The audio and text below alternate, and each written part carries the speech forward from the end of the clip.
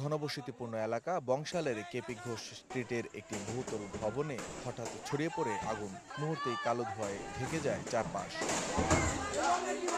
এতে আতঙ্কিত হয়ে পড়েন আশপাশের বিভিন্ন ভবনের বাসিন্দারা। প্রত্যক্ষদর্শীরা জানান, দীর্ঘক্ষণ ধোঁয়া বের হওয়ার পর হঠাৎ দাউ দাউ করে জ্বলে ওঠে আগুন। হঠাৎ করে একটা আওয়াজ আসছে।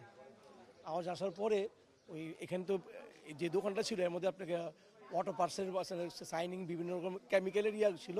বাইরে পর দিকে ধোয়া বাড়ি যাচ্ছে। যখন আমি কাছে আসলাম ভিতর থেকে বাস হইলো, বাসের সাটা কেটে পড়ে গেল। যতটুকু জানতে পারলাম এখানে আপনার শর্ট সার্কিট থেকে আপনার আগুনের সূত্রপাতটা হয়। আর এখানে কয়েকটা পলিশ টলিশ ছিল, তো এগুলাতে আপনার এটা সাথে সাথে এফেক্ট করে ফেলছে। অগ্নিকাণ্ডের খবর পেয়ে ঘটনাস্থলে ছুটে আসে ফায়ার সার্ভিসের 4টি ইউনিট। প্রায় 2 ঘন্টার চেষ্টায় এবং স্থানীয়দের সহযোগিতায় আগুন নিয়ন্ত্রণে আসে। কী কারণে আগুনের সূত্রপাত তা এখনও জানা যায়নি। রাস্তাটা সরু, পাশাপাশি এখানে ওয়াটার সোর্সের বড় অভাব এবং ক্রাউডেড প্লেস, সবগুলো ওভারকাম করে ইনশাল্লাহ আমরা আগুনটা সম্পূর্ণ নির্বাপন করে ফেলি।